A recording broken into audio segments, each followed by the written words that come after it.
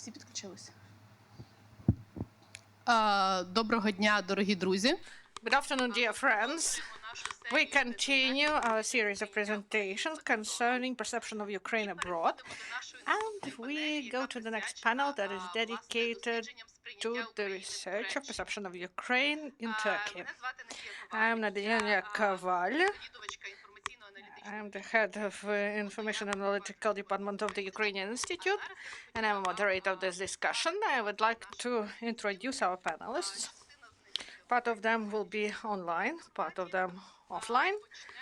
We will start maybe with the author of the research that will present the main conclusions. Yevheniia Haber, advisor to the Prime Minister of Ukraine, including in relations with Turkey, and co-author and also we have the honor to greet our panel extraordinary and plenipotentiary ambassador of Ukraine to Turkey, Andrii Sybiha. Thank you very much for joining our today's discussion. It will be really interesting to hear your thoughts concerning this research. And we have two more panelists, experts. Alexandra Galenka, specialist of the in Turkish language at the Institute of Philology of Kiev National University, named after Taras Shevchenko, PhD, and also a film producer who actively work in Turkey and in Georgia, and it will be interesting to hear from her, Olena Yershova. So please, we start with Yevheniia. She will speak about conclusions of this research, what were the insights, and what are the prospects for Ukrainian perception in Turkey. I greet all the colleagues. It's a pleasure to be in such a wonderful company. We thank the Ukrainian Institute and the Renaissance Foundation for this research, for the initiation of this research. Going forward, I need to say that one of the comprehensive recommendations from all the respondents was the wish to see cultural diplomacy in Turkey, not to see separate events, but events that would be united by a single umbrella, by a strategy. And during the first panel, we've mentioned this, that this should be based on analysis, on research, on real data. And this should be based on in-depth interviews, what people know about us, what is expected from us. So first conclusions concerning this report is that this was really timely. So I have been dealing with the matters of Turkey for many years, and I worked in Turkey, and for me, I hope these results will be useful as well as for the diplomats. And I would like to thank Ukrainian Prism and with whom we conducted the research, and we thank the embassy for comprehensive support in this research, and all the respondents for their interesting insights. Going back to presentation, I would like to say that there is a lot of information, and the research on the whole, in essence, these are more than 30 hours of interviews. It's not possible to tell about all the aspects, but as I've said, this research will be available on the site of the Ukrainian Institute, so you may find this presentation there. I have a presentation concerning perception of Ukraine abroad in Turkey. and about opportunities for developing cultural diplomacy and the areas that are the most interesting in Turkey. So about perception, there are, as usual, two news. One of them is good and one of them is not so good. Let's start with the good news. Ukraine, on the whole, is perceived in Turkey as a country without problems. The prevailing majority of associations, both in expert circles and common people,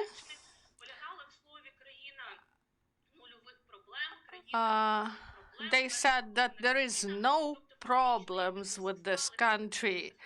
There are no negative associations connected with the burden of problems, some difficult past or contradictions that exist now in bilateral relations. So this may be perceived as a bottom line on which we should work further. The second news that is not so good as the first one is that, unfortunately, in Turkey, not many people know about Ukraine. It was interesting to hear from the respondents that even several years ago in Turkey, people even didn't know where Ukraine is on the map, what is the capital of Ukraine, and common people in Turkey didn't perceive Ukraine as a separate nation. There are several aspects mentioned by the speakers. This is not connected with the negative activity or Ukrainian diaspora cultural institutions in Turkey. Everyone mentioned that the situation improved during the last several years. Historically, Ukraine have never been the partner of Turkey as a separate independent nation. It was perceived as a part of bigger dimension. So also there is limited information about Ukraine and its culture. I will speak about it later on. People were asked whether they know some Ukrainian writers, actors, painters. Often they say maybe no, but maybe we know them, but we do not know that they are Ukrainian. And this is not only about Chekhov, Gogol. They ask, for example, we perceive it as big Russian culture. We do not know whether this is a Ukrainian or non-Ukrainian writer. Ukraine is perceived as a part of something bigger. And the third main conclusion. So this is potential that is not used. So this research was carried out in Turkish language, and this potential that exists, especially in the sphere of cultural and humanitarian cooperation, but this potential is not fully implemented, and we should develop it further. And Ukraine is not separated from the region. That is the perception of Turkey. And why is it so? One of the prevalent answers I heard was that the relations between Turkey and Ukraine, and this is stated in the history books, that these relations went through capitals of other countries. For example, this is Russia and other nations. When you ask experts who work in the region, we ask, how do you perceive Ukraine? What are your associations? They say this is a part of the Soviet Union. There is big Soviet heritage. This is Eastern Bloc country. this is a part of big Russian imperial cultural space. And now we are more perceived as a part of Southern Eastern Europe. And during Ataturk times, they said if there was no Black Sea, then we would have land border with Ukraine. And this is Southern Europe or Lehistan, and this is historically Poland. So they do not know much about Ukraine. And there is stable association with Russia. And the context this association appeared before 2014. They spoke about brotherly nation and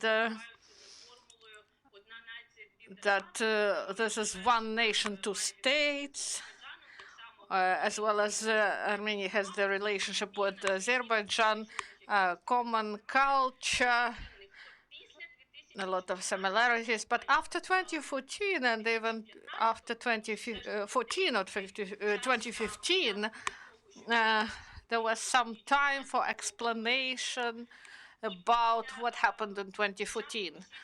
After the start of Russian aggression in Ukraine, so this perception is connected with Russia, but the perception is opposite, not similarity, but opposite opinion. So those journalists who cover events in the region, they say that they said that Ukraine is Russia, and after 2014 they state that Ukraine is not Russia. Ukraine is liberal democracy that tries to promote human rights and to protect its European values. And now there is explanation due to diplomatic missions and due to their next Crimean Tatar associations that bring information about what is going on in Crimea after 2014. And if we speak about positive things, this was positive aspect that we formed as a separate nation in common perception in Turkey. And even our community that carried out this interview, she said that these processes of nation formation, these were stimulated by 2014 events, and they started to differentiate themselves in Turkey as a diaspora from Ukraine. About perception, Ukraine is perceived positively in the context of protection of human rights on the whole, including the human rights of Crimean Tatars, democracy, fight for justice, free spirit, people who value freedom, and these are positive things. When you hear about this from other people, you have then a different view. And Ukraine is perceived not only as defenders of Crimean Tatars and territorial integrity, but also this is connected to Turk communities. And starting Soviet times, for us, Ukraine was associated with human rights defenders movements. Petro Grigorenko, and he is not mentioned a lot, but we speak with the representatives of Crimean Tatars. It is said repeatedly, like Mr. Sakhr, they protected the rights of Crimean Tatars during Soviet times. And in a broader context, this person embodies whole Ukrainian people, because this is a person with dignity. This is a person who was human rights defender, and he had free spirit and justice, and people disseminated his works, and Ukraine as a symbol of liberal political culture. This is a big positive thing that should be used. And possibly one more important issue, that is how it's connected to the Turk communities, Meskhetians, Gagauz, Crimean Tatars who live in Ukraine. All these communities have the right for self-identification, and this could be made the basis for positive rebranding of Ukraine, because as part of the interview, outside the interview, we were discussing it a lot, and the colleagues said to get out of this Soviet-type perception, Ukraine has to promote its own positive brand.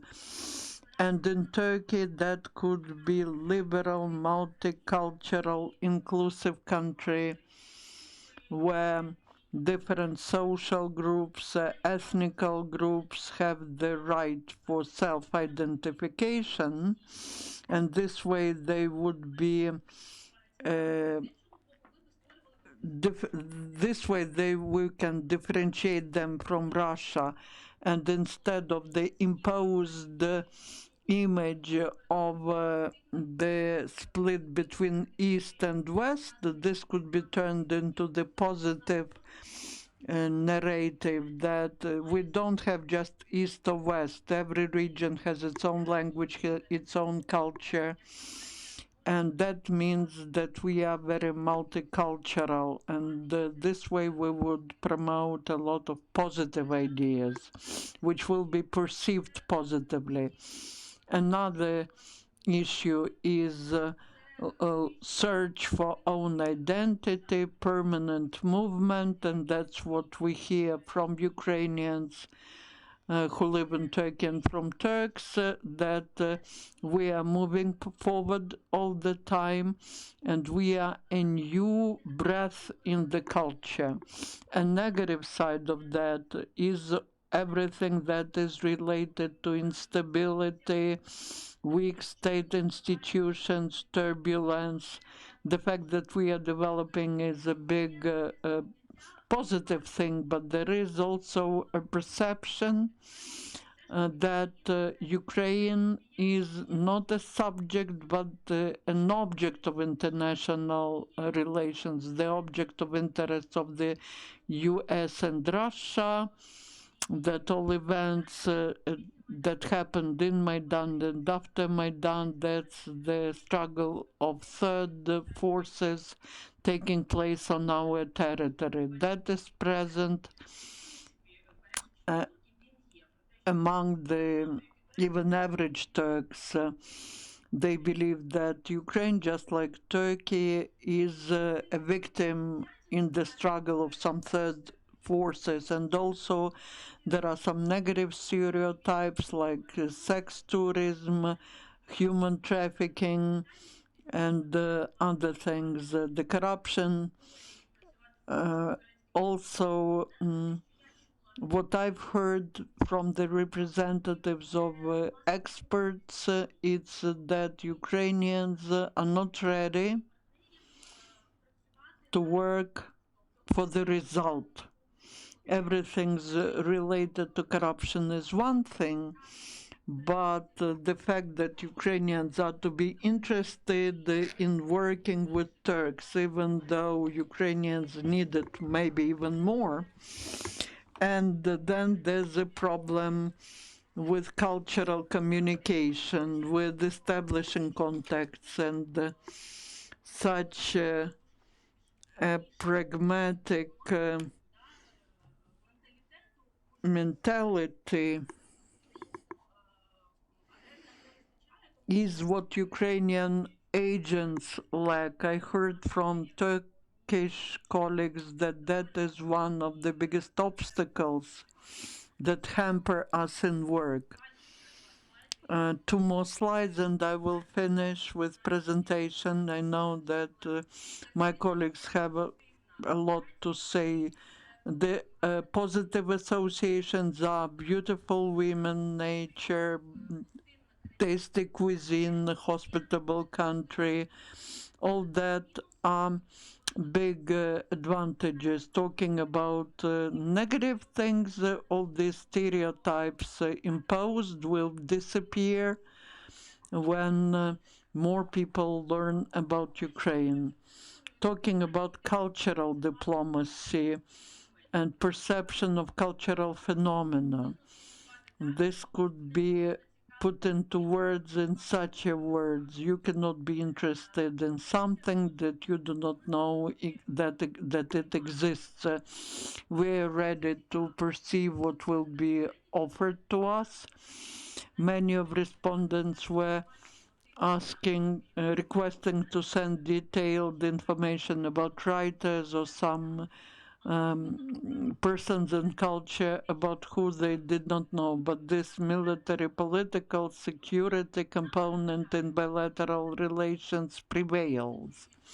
When you ask what Ukraine is associated with, what can you say?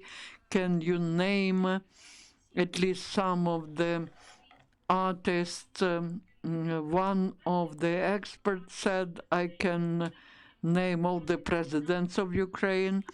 I can give you names of the drones that we sell to Ukraine, but I cannot think of a single name of a writer, artist, or actor that would be associated with Ukraine. So most of the phenomena that people know in Turkey about Ukraine is what is related to our common historical heritage, and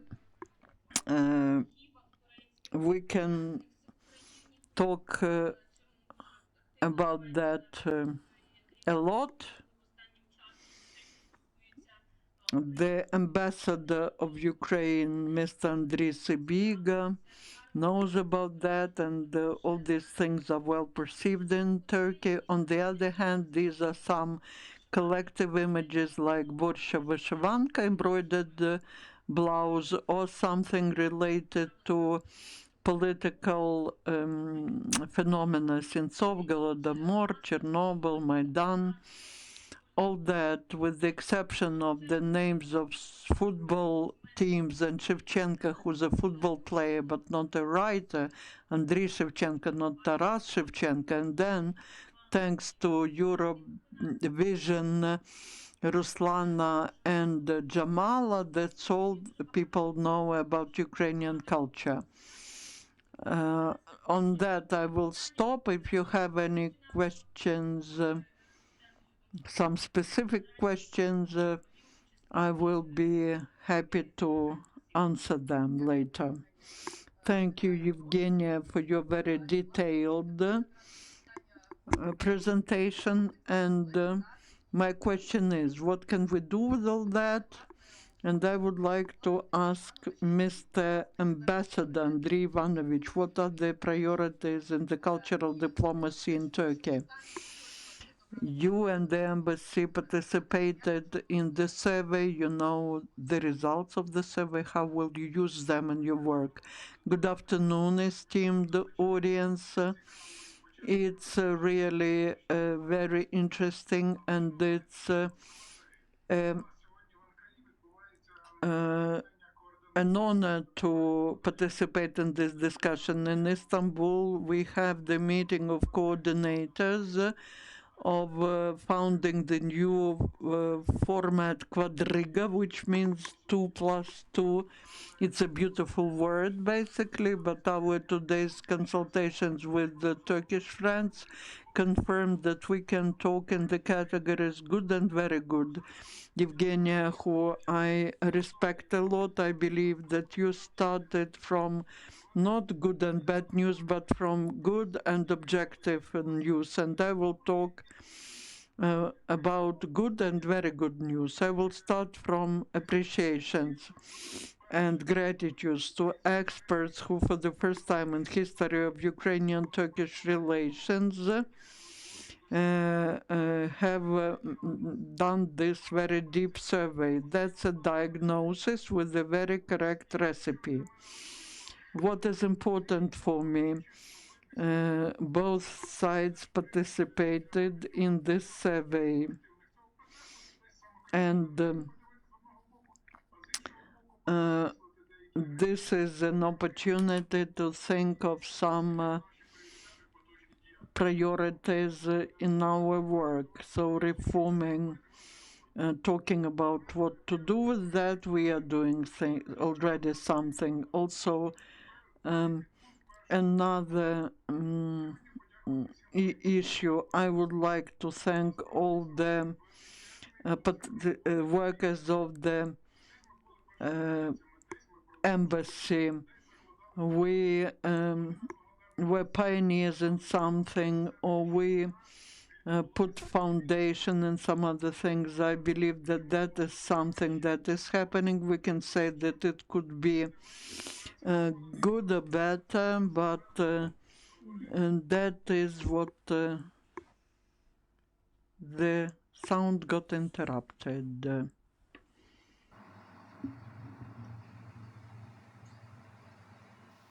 Чи можемо ми відновити трансляцію? Can we restore the connection? We have some technical issues. 1 second.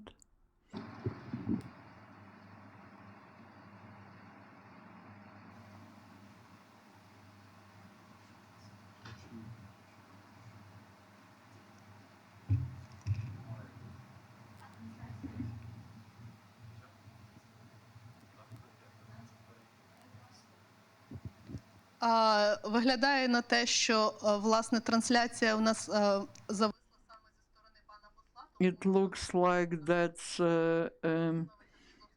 the technical issue on the Turkish side, and then when the connection is restored, we will give the chance to Mr. Ambassador to finish what he started talking. Now I would like to give the floor to Mr. Alexander Galenko. We've heard the main conclusions made in survey, but also there's one more statement that Ukraine should look at the southern direction of politics, open up or discover Turkey. That's what I've been working on.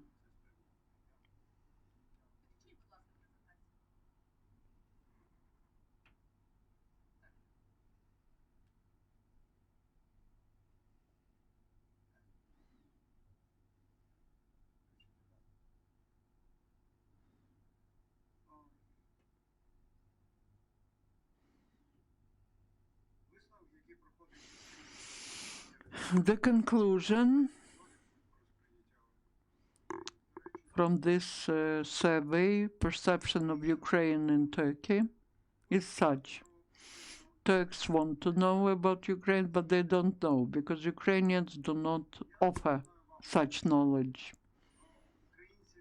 Ukrainians also would like to offer something to Turks, but what they offer is either not interesting for Turks, or they don't know what to offer and what should be the messages, short, such that would correspond to the interests of Ukrainian and Turkish side. As a historian who's been working in on this topic, I've dedicated all my professional life to the history of Turkey and relations between Ukraine and Turkey.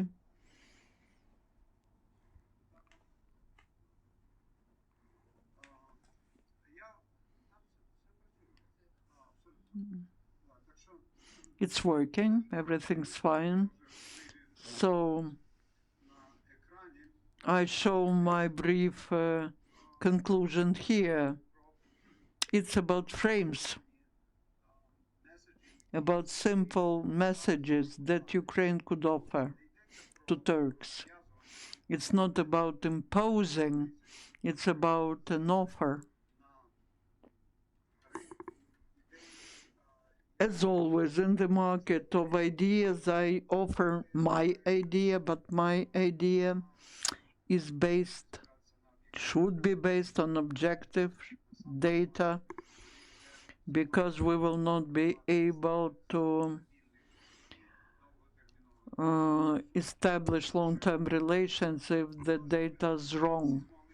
For Ukrainians to offer something for Turks, they need to understand what Ukraine is. Unfortunately,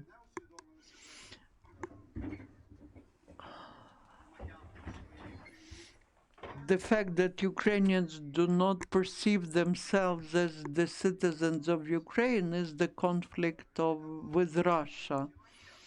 When the Russians declared part of the territory of Ukraine as Novorossiya, what was the reaction? None of the reaction.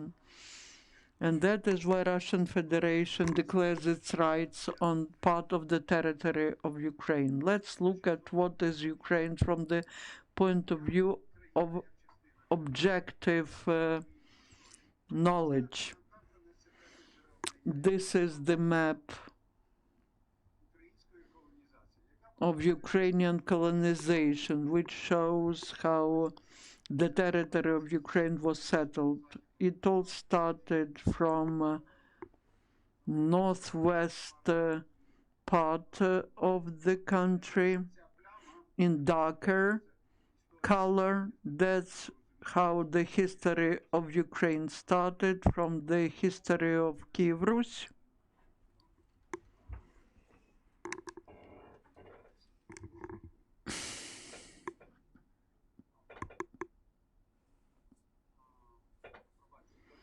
I'm sorry.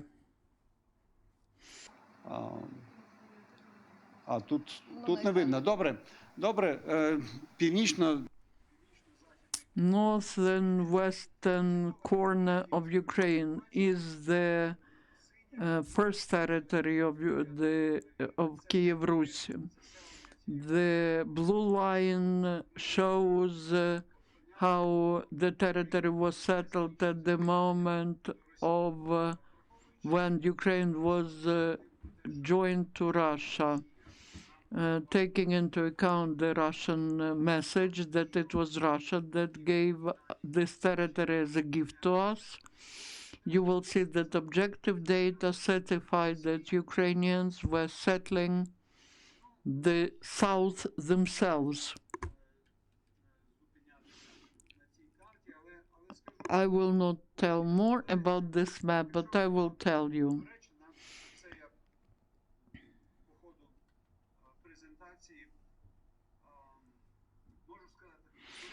Turkey is presenting itself as a country of 13 civilizations that existed on the territory of Turkey, and they were replacing each other, and finally we have Turkey. What does Ukraine think about itself? Ukraine thinks that we are between the West and the East. We are not here, not there. Talking about civilization, Ukraine is the zone where three civilizations coexisted. The steppe type civilization, which covers 2/3 of the territory of Ukraine. And this history starts 1500 years before the history of Kiev Rus. Now let's think.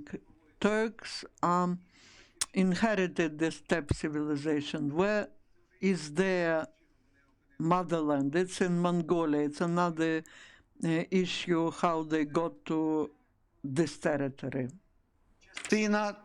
This is a part of Turkish history that Ukraine participated in, and to whom the territory in the south belonged. This is the territory of Turkish Motherland, and Turkish Motherland is where the capital was situated. Kingdom was there, and Ukraine is a part of this territory. If you want to hear next conclusion, and it is simple,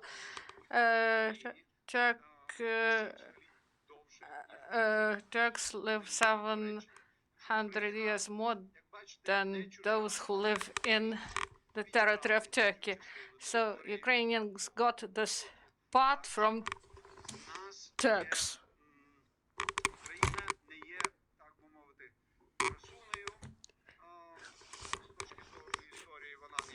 So Ukraine got this territory. It is the orange gem for Turkish people, and Ukrainian and Turks, they have a joint history, and this is a territory of Ukraine, and the Ukrainians got this territory throughout the history. So you see this area that is colored in yellow, and they got this territory. Let's move forward. And Ukrainians, they are shy concerning their achievements. Look at Kiev Rus territory. And this territory was inhabited. And there are gray areas that were also inhabited. And when Ukraine proposed itself to a Moscow kingdom, it is also colored gray, and it got the name of the wild field, wild steppe. So Ukrainians, well, to the territory that didn't belong to everyone, but it belonged to someone, and Turkish people, they know to whom it belonged. So we have a conflict. Due to our relations, we have two traumas, Ukrainian trauma and Turkish trauma. And Turkish trauma is in the fact that Turks lost the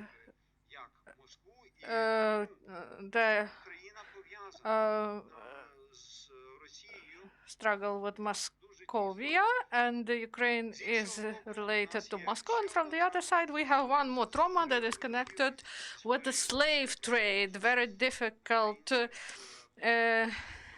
relations with Turkey. So these are the pictures of Polish painter Tadeusz Popil.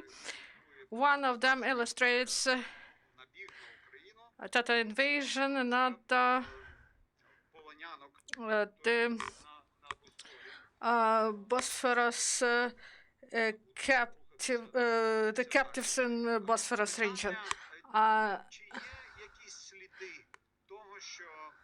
Do we have some traces that there was a serious problem historically? 20 years ago, I started to provide information to the public concerning history of Ukrainians in Istanbul. This is about those Ukrainians whom we know through documents. These are Osman dynasty members. These are women, and this tradition continues. Women, they are the majority of the diaspora. The diaspora we know.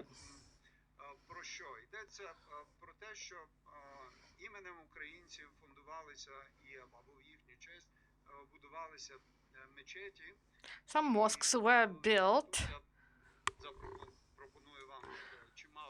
and there are many of them. You may see them in Istanbul, Cihilgalgir, In the right corner, this is the mosque to commemorate the son of Roxolana, and also the mosque near mayor's office, and it was built in the name of the first son. These are two mosques that were built by Migrimach. You may see two minarets, and she was the daughter, and then she married Rustam Pashu. She went to another dynasty, and there was only one minaret. And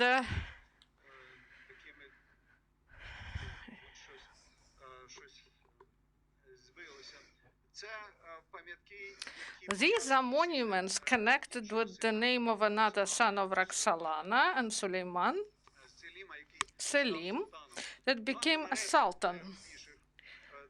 Minarets Hagia Sophia.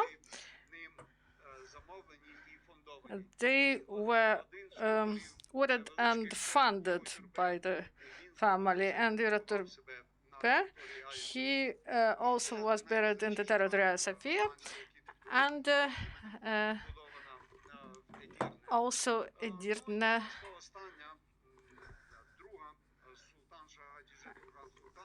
And also the Sultan, they built a mosque near the Galib Bridge in Istanbul. She built two fortresses, Kunkalia, near Dardanelles Strait, and last week Turks celebrated the victory in Dardanelles campaign, and those fortresses that she funded, they participated in this campaign. So this is a part of today's glorifying narrative. What is the key? In what way Ukrainians were able to master those territories? How did they manage to do this? Ukrainians, they learn from Turkish, from people from the steppes, because Turkish culture was developed in the territory. 1,500 years from Kiev, Rus, and even thousands of years before this period.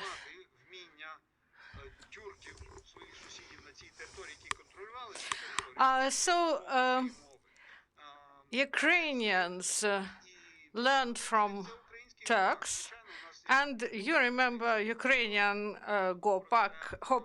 Hopak dance, and there are many interpretations where it comes from.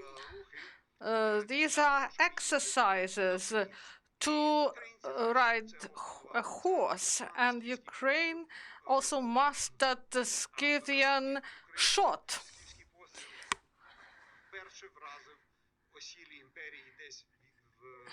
And it was used 3,000 years ago in this region. So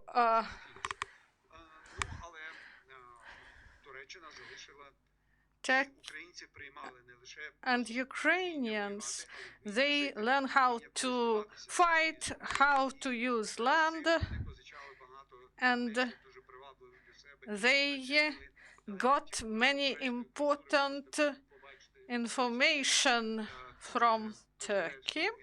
And this is a picture from Eneida by Kotlяревский. And also some exotic things, for example, Sekis and Chikaldiha, Aiva. And this is the spirit drinks. I won't provide further explanation. And now you see that Ukrainian and Turkish culture, they are closely interrelated. One of the messages from me to Turkey, in order that Ukrainians be able to separate themselves from the Russian narrative. We may say that Ukrainians and Russians, they are different people, but they are different because Ukrainians, they communicated a lot with Turkey, and Russians didn't learn from Turkey, and when Ukrainians joined them, they got this knowledge from Ukrainians. In this report, we should understand that Turkish people, they want to see what belongs to them. They are interested in Scythians, Ottoman fortresses,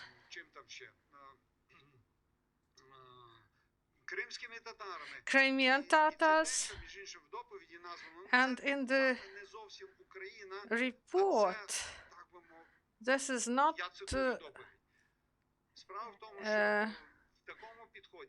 even Ukraine. If we look at Ukraine in such a way,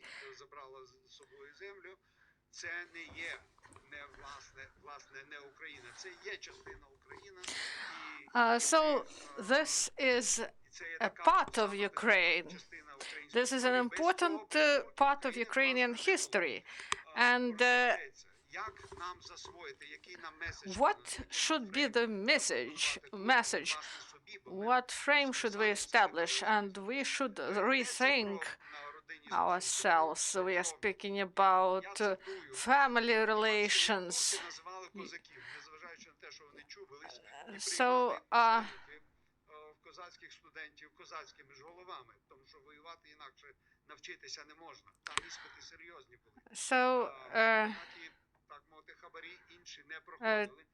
Turks trained Cossacks. They called them Kardash Kazakh when they fought together, and when they fought against each other, they called them Cossacks, brothers that do not obey.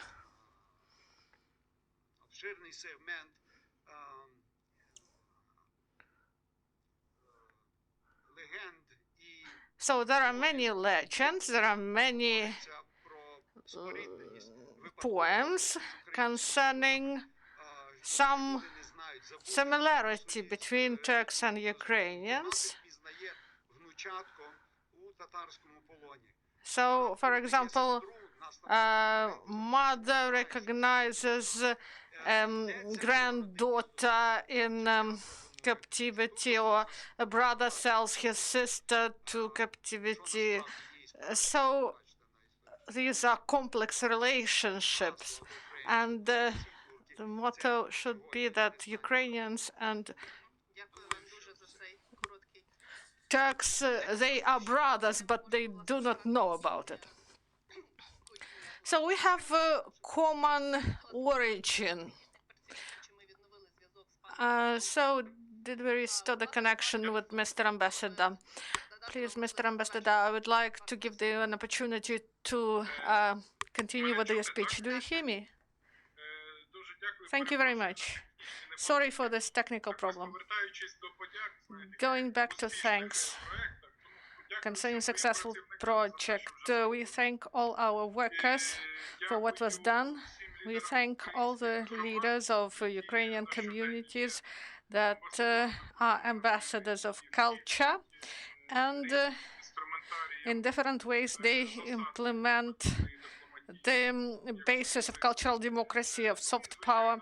And also I'd like to thank those creative people who work in Turkish market. And our colleague is here with us today, and I would like to speak about the format of cooperation. We have more information about Ukraine and Turkey, and I would like to speak about some details. I often like to quote Eastern philosopher Mevlana Rumi. And I would like to quote him: joint language and understanding will be found not by those who speak one language, but those who share common views and vision. And this quote from Rami may be used in the context of modern understanding of cultural diplomacy and its main goals. Of course, there are many definitions of cultural diplomacy. This is about sharing of ideas, sharing of information, and sharing of different components of culture. In the globalized world of today, the role of cultural diplomacy as the brightest component of the soft power will only increase, and there are new challenges and opportunities that are created by digital diplomacy. Ukraine started to use this means of cultural diplomacy not a long time ago, and sometimes we are too emotional. It is really important that those tasks and goals that we form concerning public or cultural diplomacy, they should not make a dissonance with those processes that are going inside. There should be unanimity, and I agree that we should brand our country properly, and there should be proper narratives, there should be proper strategy, not only in Turkey, but in any country. There should be proper regional approaches. What works successfully in Turkey will work in the Turk world on the whole and in the region. That's why there should be strategic views and narratives, because positive image and positive branding and positive institute of the foreign audience to the narratives and self-marketing and promotion of the state, it is all reached by the instruments of cultural diplomacy.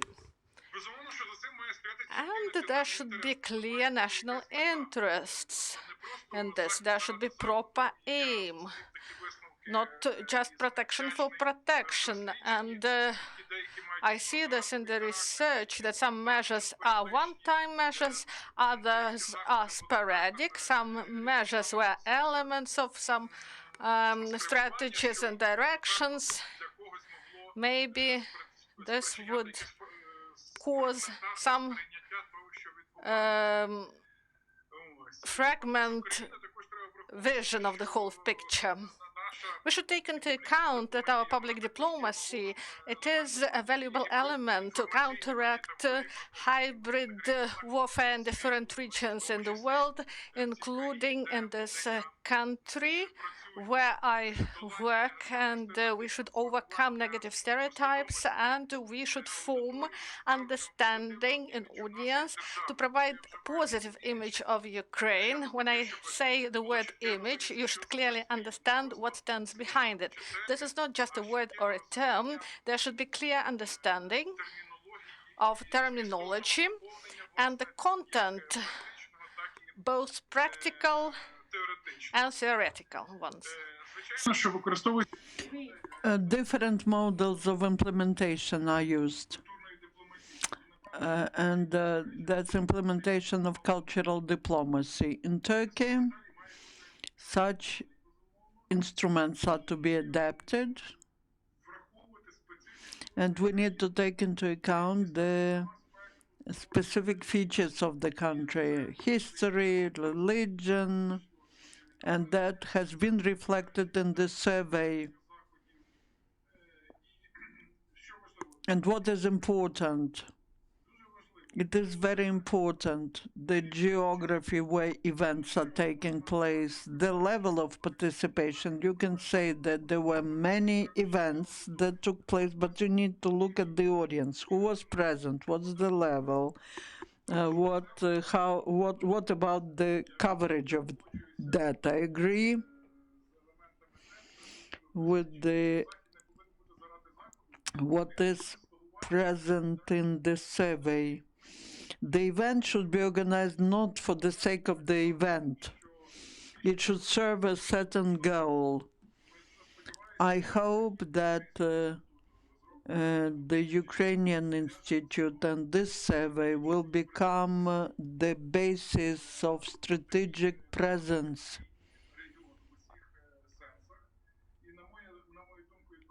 in such a region. And we have both the basis and the instruments, 3 diplomatic bodies in Ankara, Istanbul and Antalya, 6 Ukrainian communities, which are a very important factor for implementation of public diplomacy, also the demand for Ukrainian content, and I cannot but mention Crimean Tatar diaspora, which is a very important bridge between our states and nations. And that makes contribution into deepening of Ukrainian-Turkish relations. They are the environment which will help implement very important cultural diplomacy events. Then there was another example given. I was quoted that Ukraine has the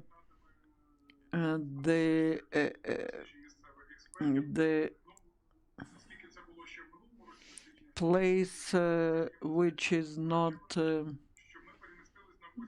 was not very high. We moved to the 8th position. We are on the 8th position in the rating of perception as a friendly state. That opens up new opportunities for us, and that is something that had to happen. I agree with the authors of survey.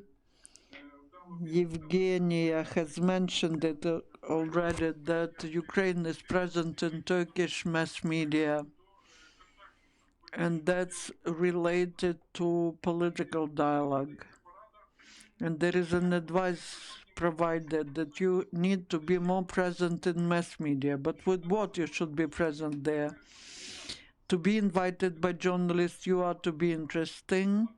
There should be a background, certain background, and there should be a policy directed towards presence in mass media. I believe that the information event should be formed on the basis of this survey. This could be achieved thanks to social media, because Turkey is among top 3 countries which use social media mostly, and this will allow to be present in media content. You can organize many different events, but if no one covers these events, then they were organized just for the minimum audience.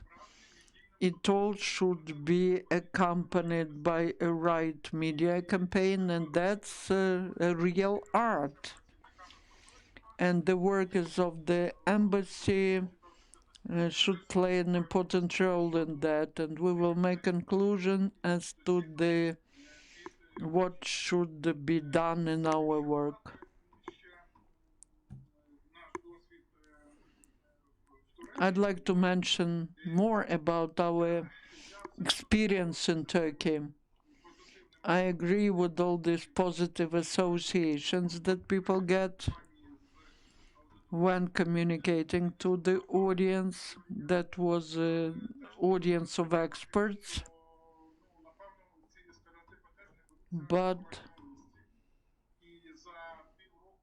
in half a year, in a year, you will not be able to overcome all the stereotypes.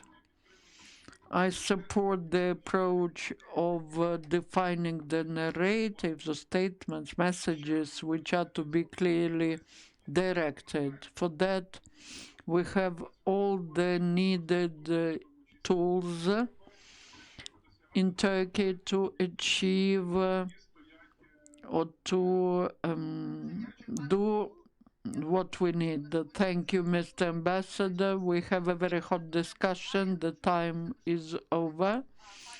We would like to listen to hear from Olena Yershova, who works in Turkey. Are you with us? Yes. We'd like to ask you what are the main challenges for the work of the artist in Turkey and what support of the state would be most important for you? First of all, I would like to thank Ukrainian Institute. I believe that this is very important survey, and we can feel that finally that has become strategically important. Previously, I felt that it was done just from time to time. There was no strategy behind. It was interesting to read also this whole survey. I saw that some of the problems are mentioned by many of the respondents, like the problem of development of business, is a problem from the point of view of Ukraine.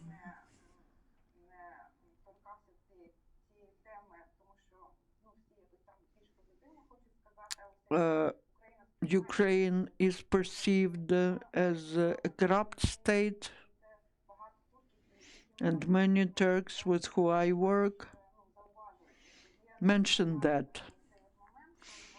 There is this understanding that there's no transparency in procedures, no transparency in business.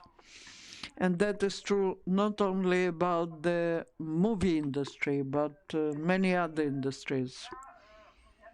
On the other hand, I'm not a sociologist. For me, it was interesting to read this survey because I work in such a sphere. I'm interested in what people think about us.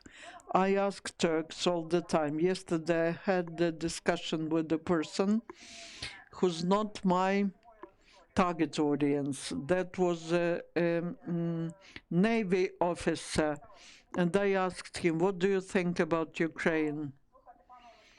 It was interesting to listen to Alexander. He said that he thinks that Ukraine is Kardash, a brother.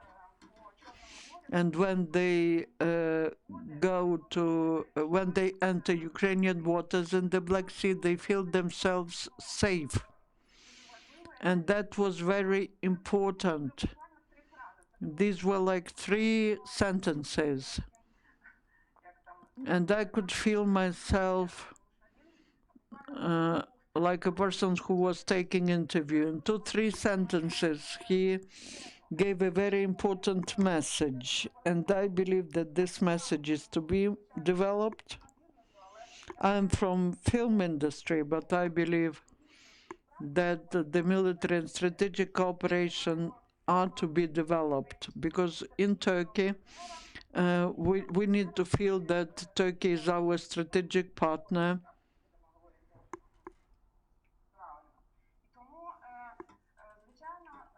And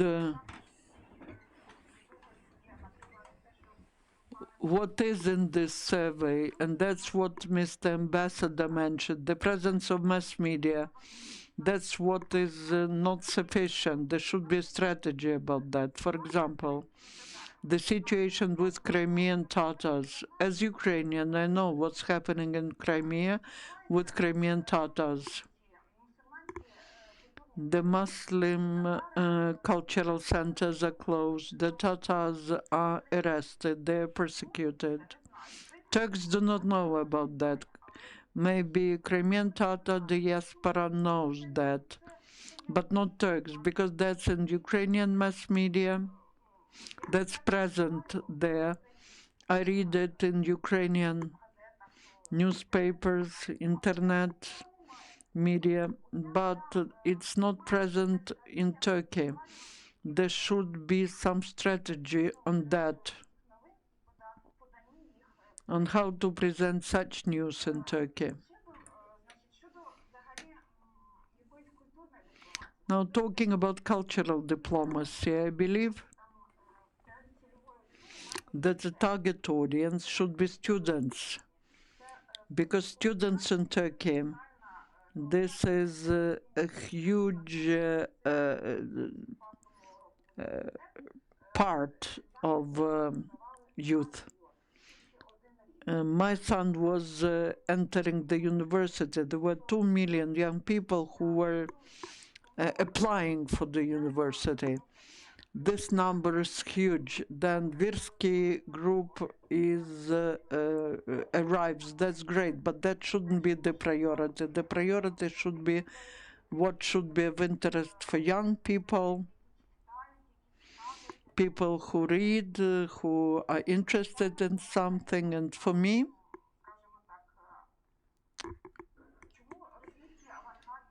why Russian avant-garde was presented in Sabancı Museum.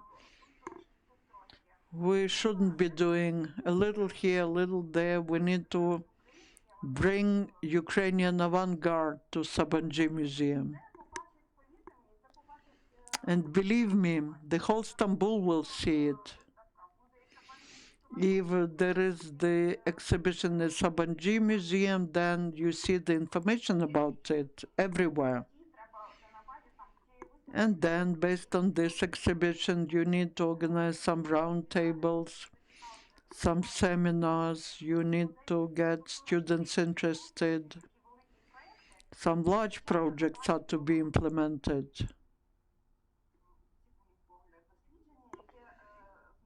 And the survey again shows in which direction we need to move in the cultural sphere. Also, book publishing. For example, I didn't know that Malkovich's book was published. I thought that there's a need to start from books for children. The sound gets interrupted, sorry. Everything is about funding. What I see, well, there's a good project, but then there should be funding. We need to understand for what we have money, like books, exhibition. I believe that the exhibition should be brought, vanguard or some contemporary art. And based on a large project, we need to organize some mini projects, like translate Kurkov. That's a great idea as well. Thank you, Olena. Unfortunately, the time is over. We had a very interesting dynamic panel. I'm sorry if I had to interrupt you. Thank you for your contribution into our discussion. Please read the survey on the website of the Institute in Ukrainian and English, and at 4:30 we'll have a final panel, how Ukraine is perceived in the US. Thank you for attention. Thank you all.